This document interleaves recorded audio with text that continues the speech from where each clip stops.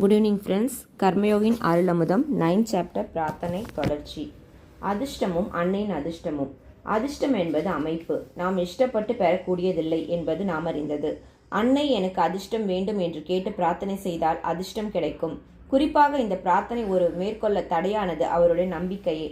அதிர்ஷ்டத்தை கொடுக்க முடியுமா? அப்படி ஒரு தெய்வம் இருப்பதாக நாம் கேள்விப்பட்டதில்லையே என்று கேள்வி எழும். பின்னர் பிரார்த்தனைக்கு வேலை இல்லை. இந்த கேள்வியும் தயக்கமும் கொஞ்சம் நஞ்சம் மிருந்த நம்பிக்கையும் போகிவிடும். இதுவரை உலகில் இல்லாத ஒரு கருத்தை மனம் ஏற்றுக்கொள்வது மேதையின் நிலை.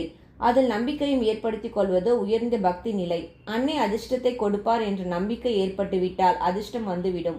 அன்னை எளிதில் உன் பிரார்த்தனை பூர்த்தி செய்வார். நம்பிக்கையே முக்கியம். அன்னையை வழிபட நேர்ந்ததே அதிர்ஷ்டம் என்பதில் ஐயமில்லை. அன்னையை கேட்டு அதிர்ஷ்டத்தை பெறுதல் அதனினும் சிறப்பு. மதஸ்லக். அன்னையின் அதிர்ஷ்டம் என்பது ஒன்றுண்டு.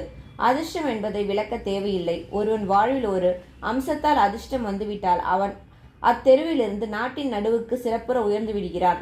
அன்னையின் அதிர்ஷ்டம் என்பது மனிதனுடைய எல்லா அம்சங்களையும் அதிர்ஷ்டமுடையதாக செய்தவாகும். அதன் தன்மை சிறப்புடையது, நாளுக்கு நாள் வளரும் தன்மையுடையது. இதுவரை இல்லாததை உற்பத்தி செய்து முதலில் நமக்கு அளிக்கக்கூடியது. அதை பெற நாம் செய்ய வேண்டியது பிரார்த்தனை தான்.